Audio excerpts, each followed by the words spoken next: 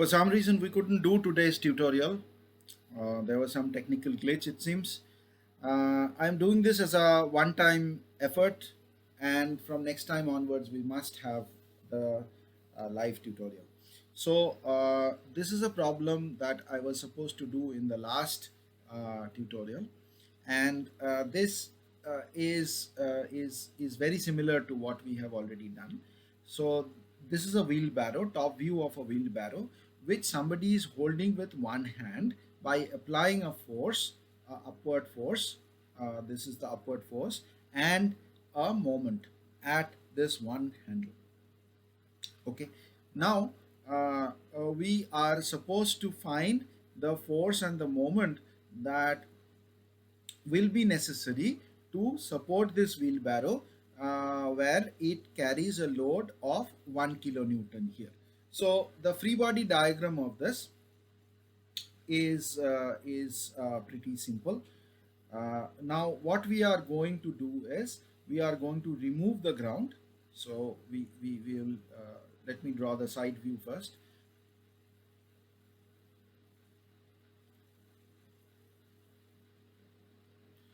So we are going to remove the ground, and when we remove the ground, we have to apply a reaction force due to the fact that we have removed it.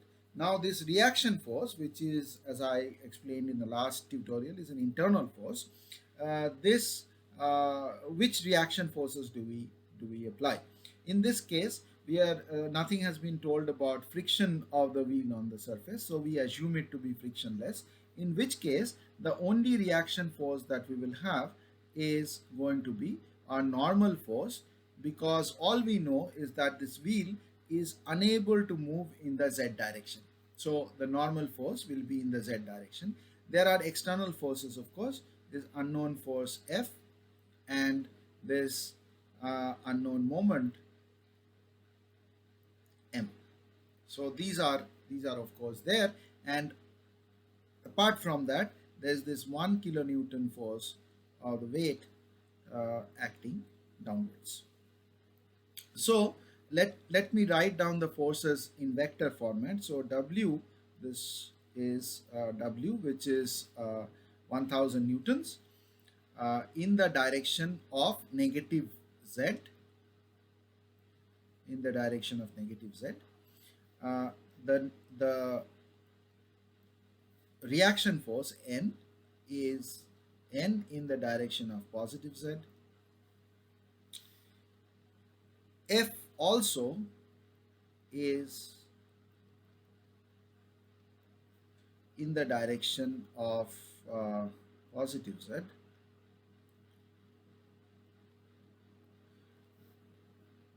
Right? And we have to write M as well. We will do that in a moment. But before writing M, let us let us also write down the position vectors of all the points of application of the force. So position vector at which, let's say, N acts, let's call that Rn, and you can easily find the position vector. So this is the origin. So the position vector is downward in z direction, so it is minus 0.15 ez meters. That is Rn. Rw is the point of application of this load here. So this load acts along the x-axis. You have to travel along the x-axis, positive x-axis, by 0.6 meters. So this is equal to 0.6 ex meters. And then you have to find the point of application of F, which is from here, this distance, which is at 15 degrees to so the unit vector along this is cos 15 degree ex plus sine 15 degrees y, I think. Yeah, this is the unit vector. The magnitude of this distance is 1.2 meters along x direction and then zero point 0.3 meters. So the magnitude of RF, the magnitude of RF is simply 1.2 square plus zero point 0.3 square meters. So this magnitude will go in here. So this gives you your RF. The magnitude of RF times the unit vector along this direction gives you the position vector of the point of application of F, that is this point. Okay, now um, m is a moment along RF. So m will be given by the moment m will be given by the magnitude of m times the unit vector along this direction, which is again cos 15 degree ex will be the same vector cos 15 ex plus sine 15 ey.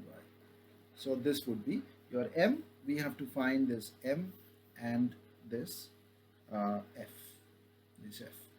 So we will do force balance, of course, and the force balance would simply be minus w times wez plus nez plus fez equal to 0. So that is minus w plus n plus f is equal to 0. That's your equation number 1. And then we can take moment about a suitable point. We can take moments about, say, this point. And when you take moments about this point, let me erase this.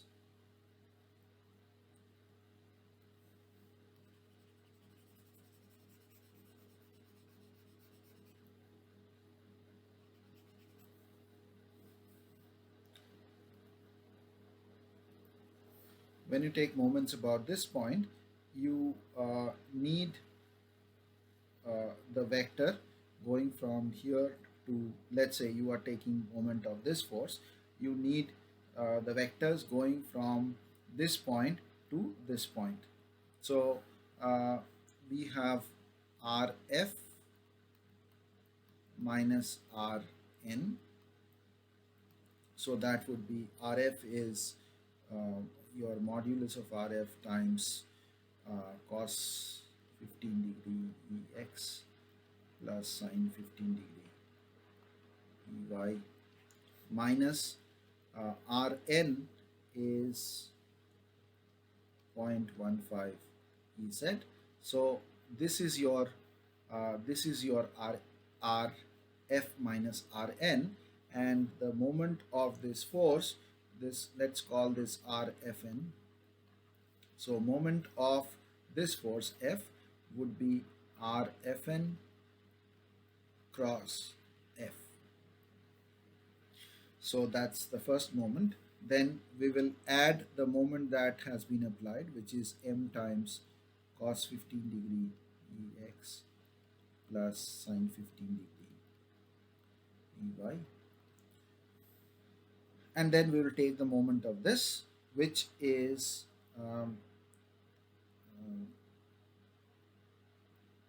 so we will have to calculate Rwn,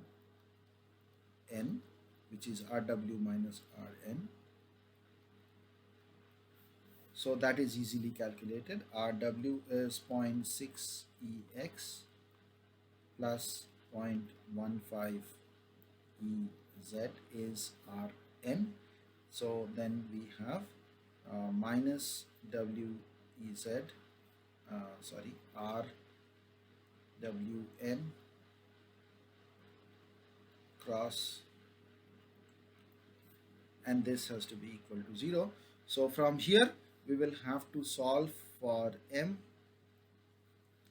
we'll have to solve for f, and we can solve for n as well.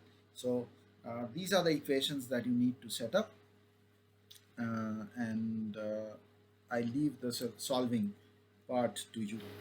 Okay, this is my next problem.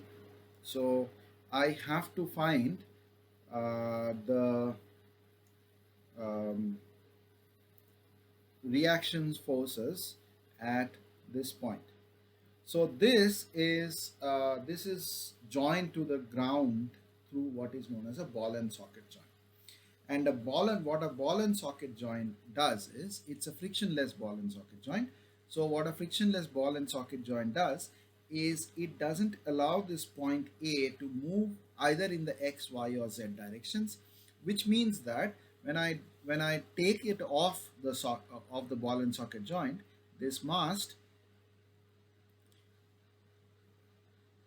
at at the point A will have three reaction forces, one along Y, one along X, and one along Z.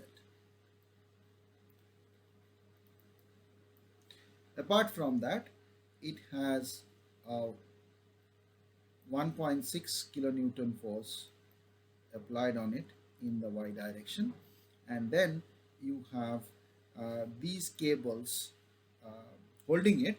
These are cables, so they are they are what is known as two force members, as we explained in the last class. So they can take only loads that are trying to extend them in length or compress them in length, shorten them or extend them in length. And since these are cables, you cannot apply compressive forces to them. They will sort of buckle, but you can apply tensile forces. So this uh, from point D, you will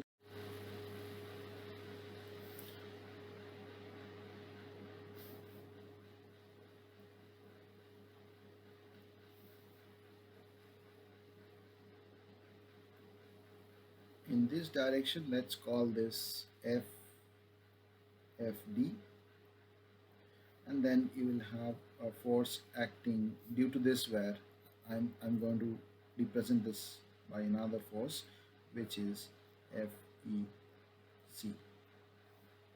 So now, uh, what are these forces in vectors? So this force is, of course, let's call it F. So this vector F is simply 1.6 EY kilonewtons. FEC is the magnitude of FEC times, this is in the negative x direction, so minus FEC EX. FD is the magnitude of FFD times the uh, unit vector along the direction FD, and the unit vector along the direction FD is position vector of F minus position vector of D, so that divided by the magnitude of RFD. So as we have done so many times before, RF is equal to 1 EX minus 2 EY. RD is equal to 2 plus 1 plus 4 EZ. So this quantity is basically EX minus 2 EY minus 4 EZ. Magnitude of that is 1 plus 4 plus 16. 1 plus 4 plus 16, that's 21. So this quantity is root over 21. So this gives you the unit vector along this direction, and F FD, the vector FFD, is the magnitude of FFD times this unit vector, right? So once you have these, again, you have to do a force balance. So vectorially, you have to add all these forces, all these three forces, uh, and of course AX, AY, AZ. There's a force at A, let's call that A, which is equal to AX, EX plus AY, EY plus AZ, EZ. Uh, to do the moment balance, we will again choose this point A. So then that will get rid of all these forces, and we will have to have the points of application of these forces, each of these forces from point A, which are easy. So this is this force acts at RD, which we have already found to be 4Ez. This force acts at RB, which is 2Ez, and this force acts at RC, which is equal to 2 plus 1, 3Ez. So you can get the moments of all these forces by taking the cross products, and that should be equal to 0. Equate the components of the moment, each of the components should be equal to 0, and you should be able to get some equations involving this unknown quantity, this unknown quantity, and uh, yeah, that's it. This these two unknown quantities, you would get some equations, and using those equations, you can then write the force balance and uh, derive these three quantities. Okay. Again, as usual, I leave the hard calculations to you, and move on to the next problem. So in this course, we will deal with a few idealized structural members. So these idealized structural members will be truss, beam, and shafts. And these are all called slender members in the sense that their lengths are much larger than their cross-sectional dimensions.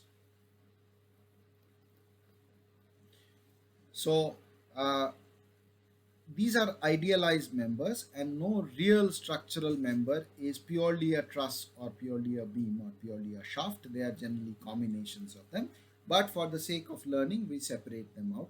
And here we will deal with trusses.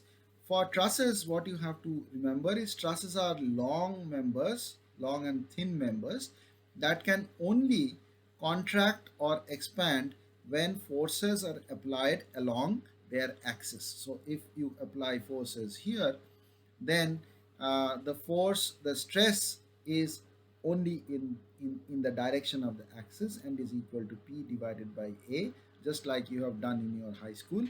And it's related to the strain, which is the change in length divided by the original length, and it's connected by a proportionality constant called the Young's modulus, so that you have a spring-like relation between force and uh, the the elongation delta, and the spring constant is A by L. So trusses are again two force members which can take forces only along the uh, axial direction. For example, a load applied like this will not cause the truss to deform at all. So this is a truss can sustain infinite loads in the transverse direction. That's the assumption here. So these are truss members, but this is a rigid bar. Now, if I draw the free body diagram of this rigid bar, just the rigid bar AB,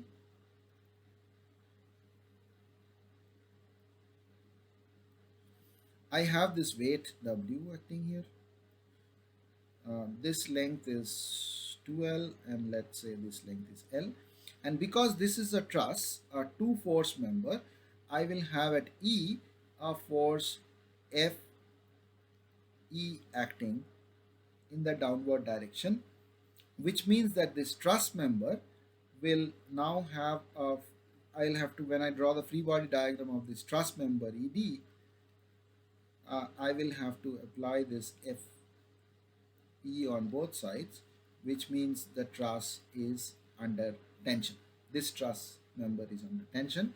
Here I will do the same for BC. So BC, let's call this ED. ED. This is ED. So FBC will also act along the axis of BC, and there would be a FBD acting at 45 degrees like this. And remember that I have assumed that all of them are in tension. The way I have drawn the forces, uh, if you now draw the free body diagram of BC, BD, and ED, you will see, just like we have seen for ED already, that all of these members are assumed to be in tension.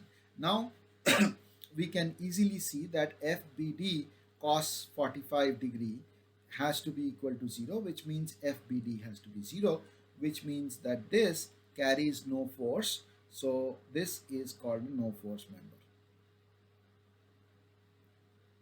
If it's a no force member, it's neither going to elongate or compress, so it's going to retain its length. But FBC and FED plus W must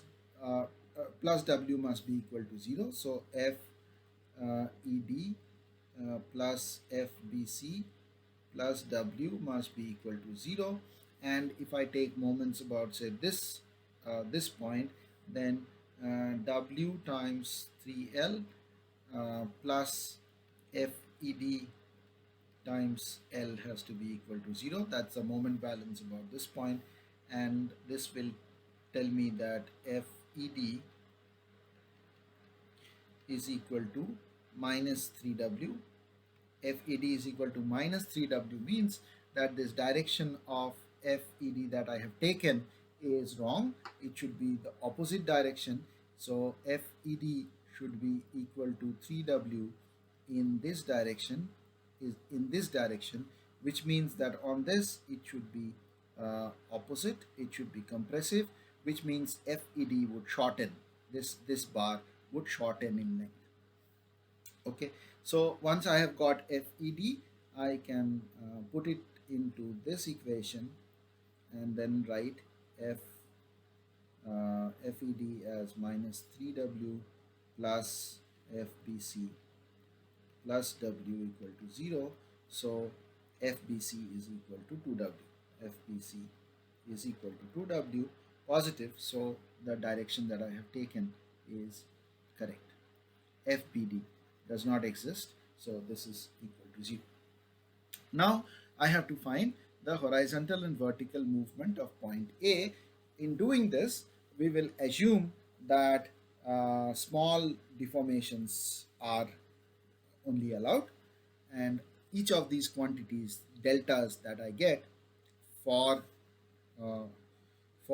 these bars BC and ED are small. So how do I get this? So BC is going to elongate because it has a tensile force. This direction was correct. So how much would be the elongation? Delta would be 2W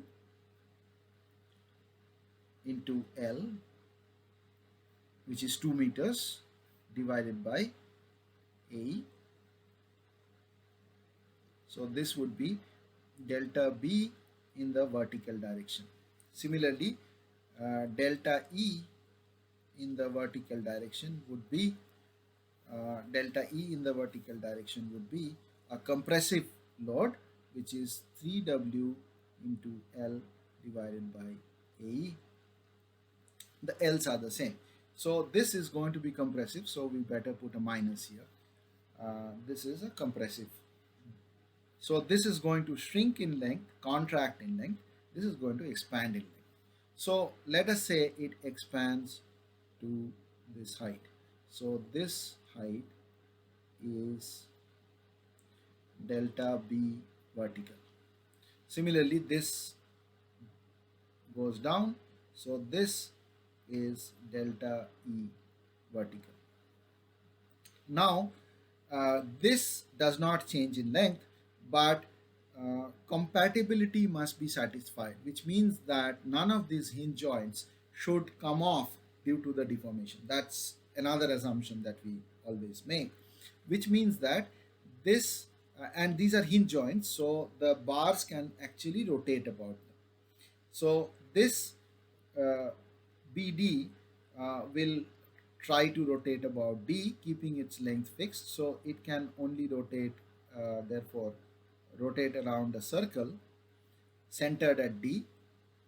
And this point will also be able to rotate about C, and their final location would be the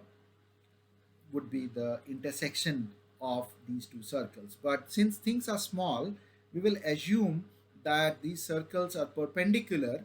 These circles are perpendicular to these radial directions. So this is perpendicular, this is perpendicular, and this point also moves perpendicularly to the extended BC, to the extended BC.